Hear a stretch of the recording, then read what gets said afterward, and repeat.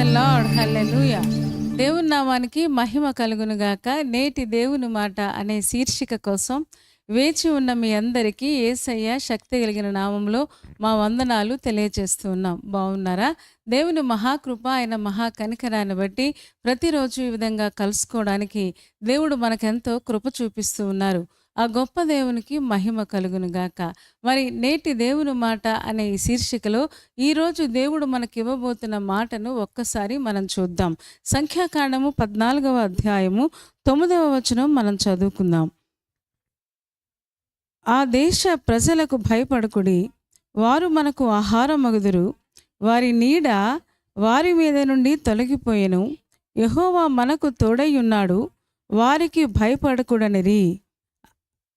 ఇక్కడ చాలా చక్కగా సంఖ్యాకాండంలో మోషే యెహోషువ మోషేలు వాళ్ళతో ఇశ్రాయేలు జనాంగంతో చెబుతూ ఉన్నారు.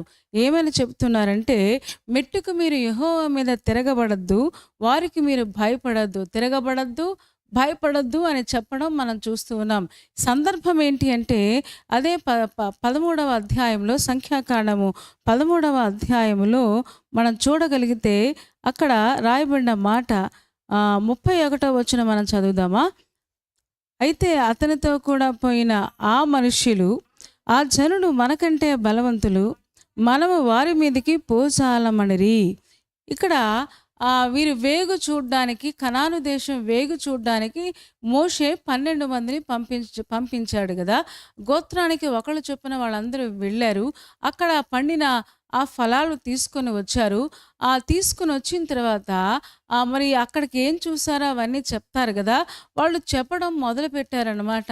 ఏం చెప్తున్నారంటే, మేము వెళ్ళిన ఆ దేశంలో వారు మనకంటే బలవంతులుగా ఉన్నారు, వారు చాలా ఎత్తుగా ఉన్నారు. చూడండి, అదే 13వ అధ్యాయంలో వాళ్ళు ఏమంటారంటే 32వ వచనం కూడా మనం చదువుదాం. మరియు వారు సంచరించి చూచిన దేశమును గూర్చి ఇశ్రాయేలులతో చెడ్డ సమాచారము చెప్పి, మేము సంచరించి చూచిన దేశము తన నివాసులను భక్షించు దేశము, దానిలో మాకు కనబడిన జనులందరూ ఉన్నత దేహులు. తర్వాత వచనం, అక్కడ నెఫీలీల సంబంధులైన అనాకు వంశపు నెఫీలీలను చూచితిమి, మా దృష్టికి మేము మిడతల వెళ్ళే ఉంటిమి, వారి దృష్టికి అట్లే ఉన్నాము అని వాళ్ళు చెప్పడం మనం చూస్తూ ఉన్నాం. ఇక్కడ బైబిల్ గ్రంథంలో చాలా స్పష్టంగా రాశారు, వారు చెడ్డ సమాచారం చెప్పారట. అంటే అక్కడ ఒకలా ఉంటే, ఒకవేళ వాళ్ళు ఎత్తుగా ఉండొచ్చు, వాళ్ళు నెఫీలీలు కావచ్చు, మరి ఎలాగున్నా సరే దేవుని పిల్లల కంటే బలవంతులు ఈ లోకంలో ఎవరు లేరు కదా. ఎందుకంటే ఒకవేళ వీళ్ళు మిడతల్లాగున్నా దేవుడు బలవంతుడు కదా. ఆయన ఆకాశము నా సింహాసనము, భూమి నా పాదపీఠము అని చెప్పాడు కదా.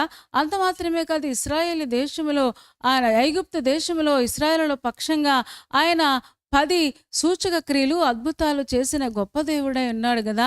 ఆయన నోటి మాట చేత అన్ని అద్భుతాలు చేసి ఐగుప్తు దేశం నుంచి వారిని రప్పిస్తే, మరి ఇన్ని అద్భుతాలు చూసిన వీరు అక్కడికి వెళ్ళారంట, ఆ దేశాన్ని చూశారంట. వెంటనే వీళ్ళు చెప్పడం మొదలుపెట్టారు, మా దృష్టికి మేము మిడతల్లాగే ఉన్నాము, వాళ్ళ దృష్టికి కూడా మేము మిడతల్లాగే ఉన్నాం. పోనీ వారి దృష్టికి మిడతల్లాగుంటే తప్పేమీ లేదు, వీళ్ళ దృష్టికి కూడా వీళ్ళ మిడతల్లాగే ఉన్నారంట అని వాళ్ళు చెప్పుకోవడం మనం చూస్తూ ఉన్నాం. ఈ రోజున విశ్వాసులు కూడా చాలామంది ఇలాగే ఆలోచిస్తున్నారు. మాకున్న సమస్యలు, మాకున్న ఇబ్బందులు, మాకున్న కష్టాలు మమ్మల్ని మించి ఉన్నాయి, అవి మమ్మల్ని మింగేస్తాయి అన్నట్టుగా వీళ్ళు చెబుతూ ఉన్నారు.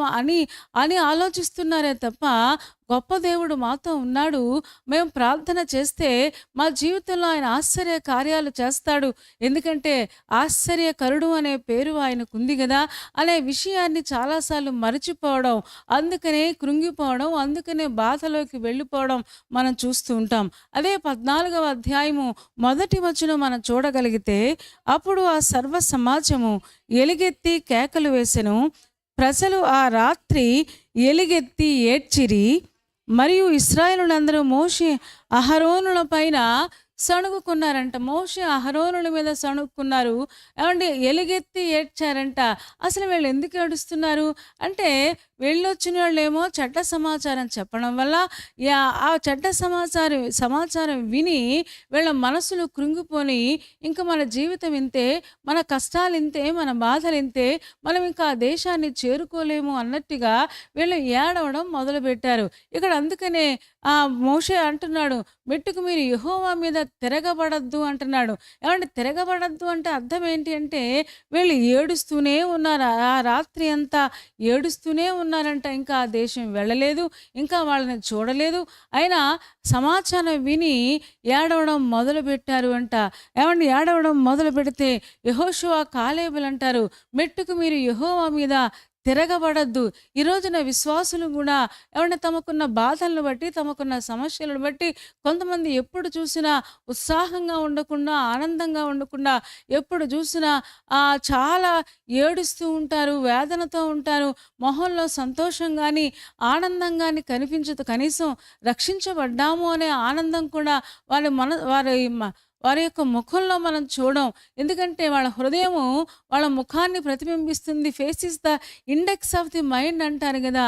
అలాగా చాలామంది కృంగిపోయిన వారుగా, చాలామంది బేలగా మాట్లాడుతూ, చాలామంది మా దృష్టికి మేము మిడతల్లాగున్నాం, వాళ్ళ దృష్టికి మిడతల్లాగున్నామని చాలాసార్లు అనుకోవడం మనం చూస్తూ ఉంటాం. ఏవండీ ఈ రోజున ఏడుస్తూ ఉంటే, ఒకవేళ క్రైస్తవ విశ్వాసిగా ఉంటూ, ప్రార్థించే విశ్వాసిగా ఉంటూ, దేవుని మందిరానికి వెళుతూ కూడా, దేవుని వాక్యం వింటూ కూడా, దేవుని యొక్క కార్యాలు అనుభవిస్తూ కూడా ఇంకా తరచూ ఏడుస్తూ, తరచూ భయముతో, బెంగతో ఉంటే దాన్ని తిరుగుబాటు అంటారన్నమాట. ఏమంటే ఇక్కడ చూడండి, వాళ్ళు చెప్తున్నారు, యెహోవా మీద మీరు ఏడుస్తూ ఉన్నారు గానీ మీరు చేస్తుందేంటో మీకు తెలుసా అన్నట్టుగా యెహోషువ, కాలేబులు వాళ్ళు మాట్లాడుతున్నారు. మీరు యెహోవా మీద తిరగబడుతున్నారు, మెట్టుకు మీరు తిరగబడద్దు, ఆ దేశ ప్రజలకు భయపడద్దు. అంటే ఆ దేశంలో ఉన్న ప్రజలకు భయపడితే మీరు దేవాది దేవుడైన ఆయన మీద తిరుగుబాటు చేసినట్టన్నమాట అని వాళ్ళు చెప్పకనే చెబుతూ ఉన్నారు. ఈ రోజున విశ్వాసులంగా మనం కూడా దేవుణ్ణి నమ్ముతాము, ప్రార్థన చేస్తాము, దేవుని మందిరానికి వెళుతూ ఉంటాము.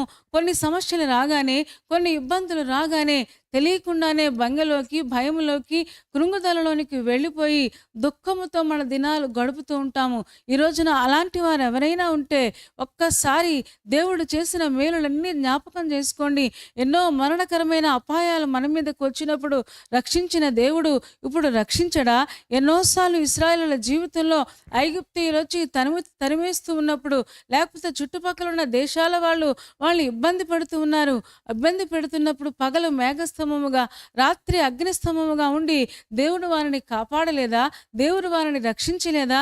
మరి ఇన్ని అనుభవాలు పొందిన తర్వాత కూడా, ఇన్ని ఆశ్చర్య కార్యాలు పొందిన తర్వాత కూడా ఆ చెడ్డ సమాచారాన్ని విని వీళ్ళు దేవుణ్ణి దూషించడం, అలాగే దేవుని సేవకులైన మోషేను, అహరోనును వాళ్ళ మీద సణుక్కోవడం ఎంత విచారకరమైన విషయమో కదా! ఈ రోజున మనం కూడా చాలాసార్లు దేవుని మీద సణుక్కుంటూ ఉన్నాం, దేవుని మీద విసుక్కుంటూ ఉన్నాం. ఎందుకు ఇలా జరిగింది? నా జీవితం ఏంటి? ఈ పరిస్థితులను అధిగమించడం ఎలాగా? ఈ నెఫీలీలను ఓడించడం ఎలాగా అని చాలాసార్లు ఆలోచిస్తూ చింతిస్తూ కృంగుదలలోనికి మనం వెళ్ళిపోతూ ఉన్నాం. ఏమండి ప్రతి ఇంటిలో నెఫీలీలు ఉంటారు. ప్రతి విశ్వాసి చుట్టూ ఏమండి ఇలాంటి నెఫీలీలు, శత్రువులు చాలామంది ఉంటారు. ఏమండి శత్రువును జయించే ఆ సామర్థ్యం దేవుడు మనకిస్తాడు. తప్పకుండా ఆ శత్రువును మనం ఓడించగలం. ఎందుకంటే గొప్ప దేవుణ్ణి మనం కలిగి ఉన్నాము కదా! ఈ రోజున విశ్వాసం తక్కువైపోయి, అపనమ్మకం పెరిగిపోవడం వల్ల చాలాసార్లు మనము కూడా ఇలాగే దుఃఖముతో మన దినాలు వెళ్ళబుచ్చుతూ ఉన్నాం. మన చుట్టూ ఉన్న నెఫీలీలు, మన చుట్టూ ఉన్న శత్రువులు, మన చుట్టూ ఉన్న సమస్యలు, అది ఎంత పెద్దవైనా దేవుడికి అసాధ్యమైంది ఈ లోకంలో ఏదీ లేదు. దేవుడు చేయాలనుకుంటే ఆయన తారుమారు చేయగలడు. ఉన్నది లేనట్టుగా, లేనిది ఉన్నట్టుగా ఆయన మార్చగలడు. ఎంతోమంది శత్రువుల చేతిలో ఇశ్రాయేలులు పడకుండా దేవుడు కాపాడలేదా? దేవుడు నడిపించలేదా? మరి ఇవన్నీ వీళ్ళు తెలుసుకొని కూడా చాలాసార్లు కృంగిపోయినట్టుగా, ఏమండి చూడండి, ఆ రాత్రంతా వాళ్ళు ఏడుస్తూనే ఉన్నారంట. నేను అనుకున్నాను వేగుల వారు వచ్చి చక్కగా ఆ పళ్ళు అవి తీసుకొచ్చి చూపించినప్పుడు, ఆహా, ఆ దేశం ఎంత మంచి దేశము, దేవుడు ఎంత మంచి దేశానికి మనల్ని నడిపిస్తున్నాడని చెప్పి వాళ్ళు ఆనందించి దేవుణ్ణి స్తుతించడానికి బదులుగా ఆ రాత్రంతా వాళ్ళు ఏడ్చారు. చుట్టూ ఉన్న వాళ్ళని బాధ పెట్టారు. ఏమండి, విశ్వాసము లేకపోతే బెంగ వస్తుంది, విశ్వాసము లేకపోతే భయం వస్తుంది, నిరీక్షణ లేకపోతే కృంగుదలలోనికి వెళ్ళిపోతాం. వాళ్ళందుకనే యెహోషువ, కాలేబులు అంటున్నారు, మీరు దేవుని మీద తిరగబడుతున్నారు, ఏడుస్తూ ఉన్నారు. ఏడవడం అంటే ఏమండి, ఏడిస్తే ప్రజల యొక్క పాపాల కోసం మనం ఏడ్చి వాళ్ళని రక్షణలోకి నడిపించడం కోసం, వాళ్ళ కోసం మనం ఏడవాలి తప్ప మనకున్న సమస్యల కోసం, మన శత్రువుల కోసం మనం ఏడవలసిన పని లేదు. ఎందుకంటే మనం నమ్మిన దేవుడు, ఆయన మనకంటే ముందుగా ఆయన నడుస్తూ ఉన్నాడు. తప్పకుండా ఆ జీవితంలో గొప్ప కార్యాలు ఆయన జరిగిస్తాడు కదా. ఇక్కడ ఏమంటున్నాడంటే, మళ్ళీ 9వ వచనం మనం చూద్దామా.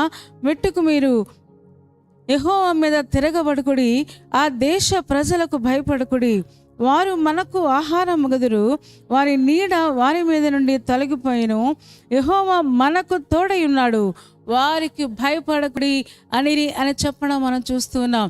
దేవుడు ఆయన పిల్లలకు ఎప్పుడు తోడుగా ఉంటాడు. ఆయన నమ్మిన పిల్లల్ని ఆయన ఎప్పుడు విడిచిపెట్టేవాడు కాదు. గాఢాంధకారపు లోయల్లో సంచరించినా సరే మనకు తోడుగా ఉంటాడు. ఎలాంటి క్లిష్టమైన పరిస్థితులలోకి ఒక విశ్వాసి వెళ్ళిపోయినా సరే దేవుడు వారి చుట్టూ కాపుదలగా ఉంటాడు. మన దేవుడు విడిచిపెట్టేవాడు కాదు. నిన్ను విడువను, ఎన్నడూ ఎడబాయనని ఆయన వాగ్దానం చేశాడు కదా. ఆయన మనకు తోడై ఉన్నాడు. మీరు భయపడాల్సిన పని లేదు, మీరు బెంగపడాల్సిన పని లేదు, ఏడవలసిన పని లేదు. ఈ రోజున ఈ వాక్యం వింటున్న ప్రియులారా, దేవుడు మనందరితో మాట్లాడుతున్నారు. ఏ కష్టంలో ఉన్నా, ఏ బాధలో ఉన్నా, ఎలాంటి శత్రువులు మన మీదకు వస్తూ ఉన్నా వాటిని చూసి మనం జంకాల్సిన పని లేదు, వాటిని తలంచుకొని మనం కృంగిపోవాల్సిన పని లేదు. ఎందుకంటే గొప్ప దేవుడు మనకు తోడుగా ఉన్నాడు. తప్పకుండా వారికి భయపడకుండా ఉంటే అవండి మన దేవుడి మీద తిరగబడకుండా ఉన్నట్టు అన్నమాట. మన పరిస్థితులకు, సమస్యలకు భయపడుతూ ఉంటే దేవుని మీద తిరగబడుతూ ఉన్నట్టు లెక్క అన్నమాట.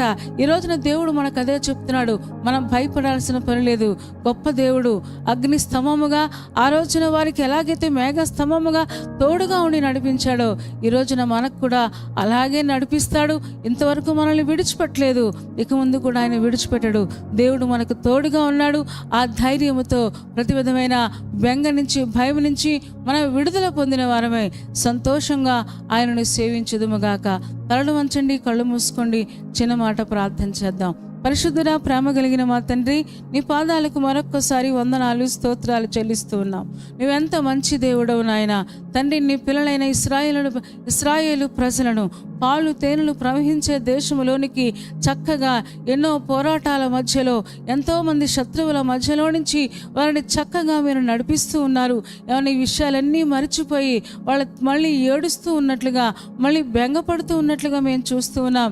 నిజమే, మా జీవితంలో కూడా ఎన్నో మేలులు, ఉపకారాలు ఇంతవరకు మీరు చేశారు కదా. ఇక ముందు కూడా మీరు నడిపిస్తారు కదా. మా చుట్టూ ఉన్న వారికి, శత్రువులకు, సమస్యలకు, పరిస్థితులకు భయపడకుండా నువ్వు మాకు తోడుగా ఉన్నావని, నువ్వు మాకు సహాయం చేస్తావని, మాకు విడుదల ఇస్తావని నమ్మిన వారమై విశ్వాసముతో ఈ ఆత్మ సంబంధమైన యాత్రలో ప్రయాణం చేయడం మాకందరికీ నేర్పించము. తిరిగి వచ్చిన ఒక్కొక్క విశ్వాసిని దీవించి పంపించండి. పెళ్లి రోజు, పుట్టినరోజు జరుపుకుంటున్న వారిని మెండైన ఆశీర్వాదాలు కుమరించుము. ఎగ్జామ్స్ రాస్తున్న వారికి, ఇంటర్వ్యూకి వెళుతున్న వారికి మీరే తెలివిని, జ్ఞానాన్ని ప్రసాదించుము. వారి కోరికను తీర్చండి.